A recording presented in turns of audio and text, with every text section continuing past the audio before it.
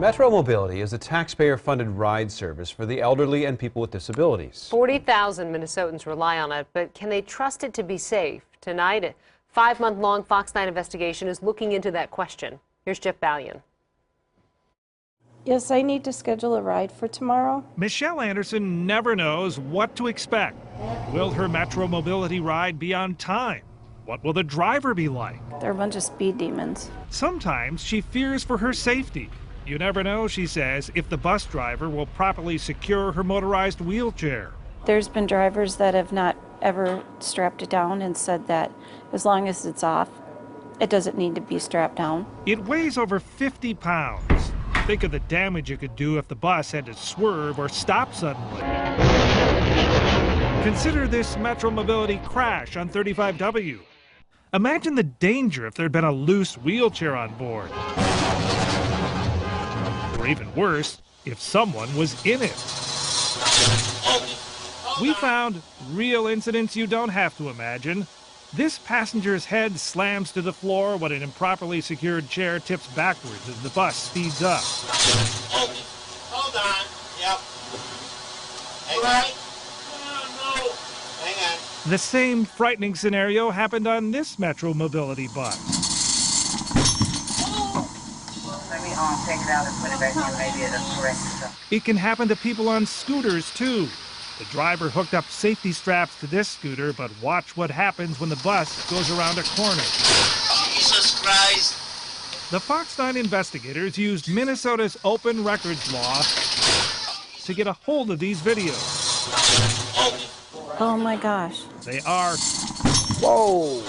troubling to watch. That's a real life horror story. But how often are people getting hurt? We asked Metro Mobility to provide the numbers. They told us since 2010, 9 riders were injured because of unsecured wheelchairs. Another 6 people hurt getting on or off of a lift. Here's an example of one of those. The driver wheels a passenger out of the bus to where the lift is supposed to be. Only problem, it's already been lowered to the ground. Metro Mobility claims the number of rider injuries is very small compared to the millions of trips taken. It says some are the fault of drivers, but most are not. For example, not all scooters and wheelchairs are compatible with the bus's restraint system. I'm scared to death of the lifts. But we discovered at least 2 cases missing from the injury data we requested. And I was thinking, oh God, oh God. Sandra Klein was trying to exit a lift when it malfunctioned and her chair tipped. Bam, I hit the ground and She broke her leg in the fall, spent a week in the hospital. But there were complications. And I was told I'll never walk again. Another rider, this one using a walker, also fractured a leg falling from a lift. They had told my client to walk, which she did, but before she was completely off of the lift, the lip was raised up and they essentially tripped my client and caused her to fall down. Why were these cases left out of the injury numbers we asked for? Metro Mobility says it was an oversight and not an attempt to withhold information. The Metropolitan Council owns these buses but contracts with private companies to provide the drivers.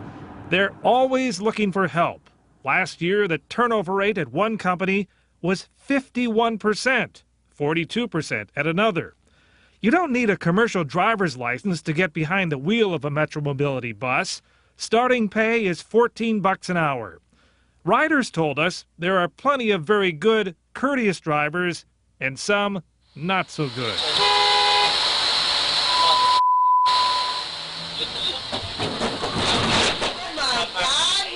We found 244 unsafe driving complaints have been logged against Metro Mobility since 2015. One contractor fired 67 drivers last year. some of them drive like maniacs. You know, they drive too fast. It was easy to find some examples. We couldn't keep up with this driver. We backed off after our speedometer hit 72. This bus was having trouble staying in its lane. We don't know why. Drivers are human. They make mistakes. This one backed into a parked car. What got him fired was the run after the hit. Not someone you want taking grandma to her doctor's appointment. No one from the Metropolitan Council, a public agency supported by your tax dollars, would agree to an on-camera interview to answer questions about Metro mobility. Instead, we got a prepared statement.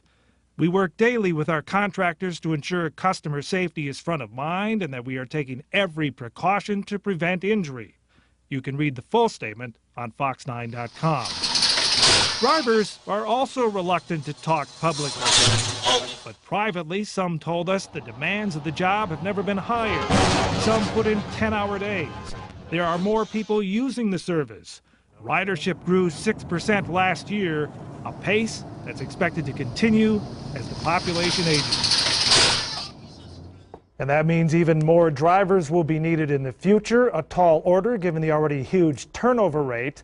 The Met Council blames a vibrant job market in the Twin Cities as one of the main reasons why it's hard to hold on to good drivers. What a story. Yeah, that was my thought, though, is there's going to be a lot of demand on that system because there are more and more riders. It's already a lot of demand, and one of the common complaints you hear from riders is they're late for appointments, but Metro Mobility says we're on time 95% of the time, but the caveat there is on time is within 30 minutes of the appointed arrival. Wow. And I'm disappointed the Met Council didn't weigh in on this. I'm surprised they didn't want to do an interview on camera. They just issued a statement. All right, thanks, Jeff.